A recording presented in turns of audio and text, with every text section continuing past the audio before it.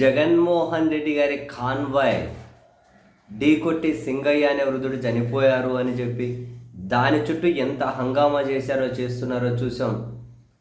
And ఆ episode చుట్టూ రకరకాలుగా అనుమానాలు బయటకు వచ్చిన అంత పెద్ద వెహికల్ టైరు మూవ్ అవ్వకుండా దొబ్బుకుంటూ ఎలా వెళ్తుంది అన్న దగ్గర నుండి ఆ వెహికల్ నెత్తి మీద 4 టన్నుల వెహికల్ నెత్తి మీద ఎక్కితే మనిషి ఉంటారా?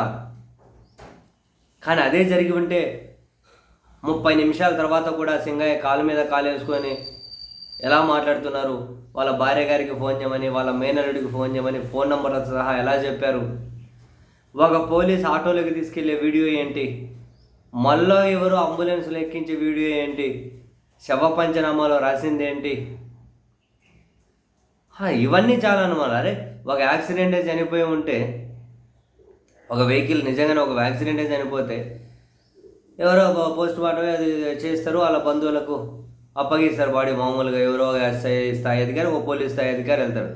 కానీ అక్కడికి డిఎస్పీ స్థాయి అధికారులు, సిఐలు, అడిషనల్ ఎస్పీలు వాళ్ళందరూ ఆడికి ఎందుకు వెళ్ళారు? అప్పుడే రకరకాల ప్రశ్నలు. ఇది అసలు ఆ కెమెరామెన్ ఎవడు, ఆ వీడియో తీసినోడు ఎవడు, ఆ ఒరిజినల్ స్వాధీనం చేసుకున్నారా, యాడ్ ఉంది కరెక్ట్గా దాన్ని మాత్రమే ఎట్లా క్యాప్చర్ చేశాడు? చాలా ప్రశ్నలు వచ్చాయి. కానీ వీటన్నిటి మీద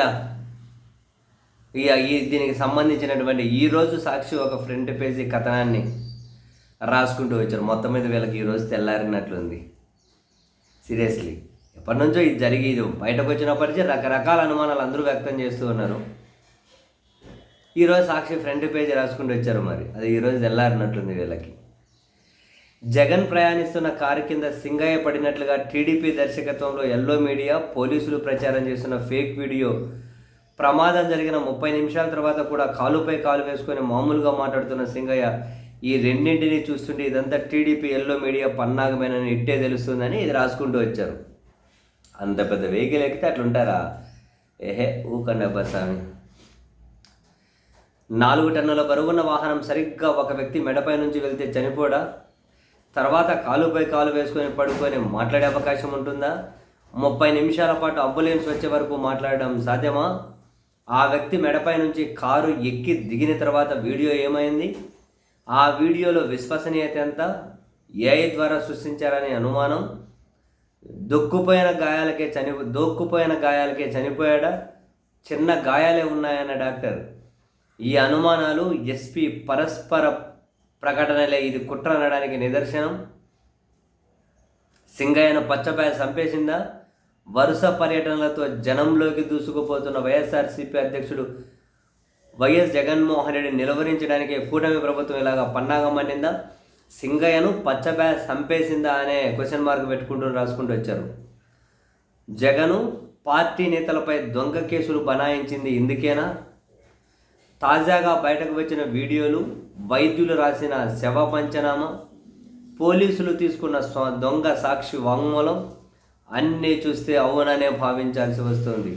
4 టన్నుల బరువున్న వాహనం మీద ఎక్కితే బతుకుతారా? ఇది గుద్దితే బాధితుడు కాలుపై కాలు వేసుకుని పడుకునే అవకాశం ఉందా? లేదని ఎవరికైనా అర్థమవుతోంది. కూటమి ప్రభుత్వానికి మడుగులొత్తే పోలీసులకు అర్థం కాదు. ఎందుకంటే జగన్మోహన్ రెడ్డిని ఏదో రకంగా కేసులో ఇరికించడమే వారి కుట్ర కాబట్టి.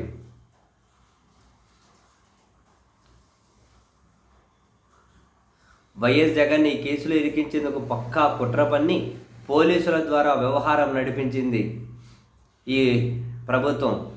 ప్రమాదం జరిగిన వెంటనే కాన్వాయ్తో సంబంధం లేని వాహనం ఢీకొట్టడం వల్లే సింగయ్య అనే వ్యక్తి మృతి చెందాడని స్వయంగా జిల్లా ఎస్పీ సతీష్ కుమార్ ప్రకటించారు. ఆ వాహనాన్ని సీజ్ చేసి డ్రైవర్కు స్టేషన్ బెయిల్ ఇచ్చి పంపారు. 3 రోజుల తర్వాత సోషల్ మీడియాలో ఒక ఫేక్ వీడియో పచ్చ బ్యాచ్ వదిలింది. జగన్ వాహనం కిందే సింగయ్య పడ్డాడంటూ ప్రభుత్వ పెద్దల ఒత్తిడితో మాట మార్చారు ఎస్పీ. కాన్వాయ్ వాహనం నడుపుతున్న ప్రభుత్వ డ్రైవర్ రమణారెడ్డి A1గా, జగన్మోహన్ రెడ్డిని A2గా, ఆయన పిఏని, వైవి సుబ్బారెడ్డిని, మాజీ మంత్రి పేరుని, విడుదల రజని అందరినీ చేర్చారు. మామూలు ఫార్చునర్ వాహనం 2000 కిలోలు ఉంటుంది. అదే బుల్లెట్ ప్రూఫ్ వాహనం అయితే 3.5 టన్నుల బరువు ఉంటుంది. అందులో ఉన్న మనుషులతో కలిపి 4 టన్నులు ఉంటుంది. ఇంత బరువున్న వాహనం ఒక మనిషి మెడపై నుంచి వెళితే స్పాట్లోనే నుజ్జుగా మారి చనిపోతాడు. అలాంటిది ఆ వాహనం కిందే పడ్డాడని చెబుతున్న సింగయ్య స్వల్ప గాయాలతో అరగంటకు పైగా స్పృహలోనే ఉండడంతో పాటు కాలు మీద కాలేసుకొని పడుకొని తనను ఆసుపత్రికి తీసుకెళ్లమని అడుగుతున్న వీడియోలు కూడా వైరల్ అయ్యాయి. స్థానికులు ప్రైవేట్ వాహనంలో అతన్ని ఆసుపత్రికి తరలించే ప్రయత్నం చేసిన పోలీసులు ఒప్పుకోలేదు. దాదాపు 30 నిమిషాల తర్వాత అంబులెన్స్ వచ్చే వరకు ఆగి ఆ తర్వాత ఆసుపత్రికి తరలించారు. అప్పటికి కూడా అతను స్పృహలోనే ఉన్నాడు. అతని వంటిపై స్వల్ప గాయాలే కనపడుతున్నాయి. వీడియో కూడా అతను కారు టైర్ కింద పడినంత వరకే ఉంది. ఆ తర్వాత అతన్ని బయటకు తీసిన వీడియో ఎందుకు బయటకు రాలేదన్న అనుమానాలు తలెత్తుతున్నాయి. కాబట్టి ఏఐ టెక్నాలజీతో ఈ వీడియోను సృష్టించినట్టు స్పష్టమవుతూ ఉంది. మృతుడి శరీరంపై చిన్న గాయాలు మాత్రమే ఉన్నాయని మార్చురీలో వైద్యులు నోట్ చేశారు. ఎడమ బుగ్గ, దవడ, కుడి కంటి కింద, ఛాతీపై కుడివైపు, కుడి మోచేయి వెనక నుంచి అరచేయి వెనక భాగం వరకు, మోకాల వద్ద దూక్కుపోయి తోలు లేచిన గాయాలు ఉన్నాయని వైద్యులు స్పష్టంగా పేర్కొన్నారు. ఇంత చిన్న గాయాలు ఉన్నప్పుడు అతను అదే రోజు చనిపోయే అవకాశం లేదని, సింగయ్య వంటిపై చిన్న గాయాలు మాత్రమే ఉన్నాయని ప్రత్యక్ష సాక్షి, హైకోర్టు న్యాయవాది కోటేష్ మీడియాకు వెల్లడించిన సంగతి కూడా తెలిసిందే. దీన్ని బట్టి ఇది కుట్ర అని స్పష్టంగా తెలుస్తుంది. పోలీసులు తీసుకున్న సాక్షి వాంగ్మూలం దారుణంగా ఉంది. సింగయ్య వాహనం కింద పడిన తర్వాత కూడా డ్రైవర్ను కారులో ఉన్న జగన్మోహన్ రెడ్డితో పాటు మిగిలిన వారు ఆపకుండా పోనీయమంటూ ఆదేశాలు ఇచ్చినట్లుగా రాశారట. అసలు విఐపి వెహికల్లో ఉన్నవారు డోరు గ్లాసులు వేసినా కారులో ఏం మాట్లాడారో బయటకు వారికి ఎలా తెలుస్తుంది? సంఘటన జరిగిన సమయంలో YS Jaganmohan Reddy car foot rest ప్లేటుపై నిలబడి బయట ప్రజలకు అభివాదం చేస్తుండడం ఆ ఫేక్ వీడియోలో కూడా స్పష్టంగా కనిపిస్తుంది. దీంతో సాక్షుల పేరుతో అబద్ధపు వాంగ్మూలాలు సృష్టించి ఈ కేసును బనాయించినట్లు కనపడుతోందని న్యాయ నిపుణులు చెబుతున్నారు. ఒక మాజీ ముఖ్యమంత్రి వేలాది మంది ప్రజలకు అభివాదం చేస్తూ వారితో మమేకమైన తీరు స్పష్టంగా కనిపిస్తుంటే, ఆయన కారు కింద ఓ వ్యక్తి పడినప్పటికీ వాహనం పోనివ్వమని చెప్పారంటూ ఎఫ్ఐఆర్లో రాయడం దుర్మార్గానికి పరాకాష్ట.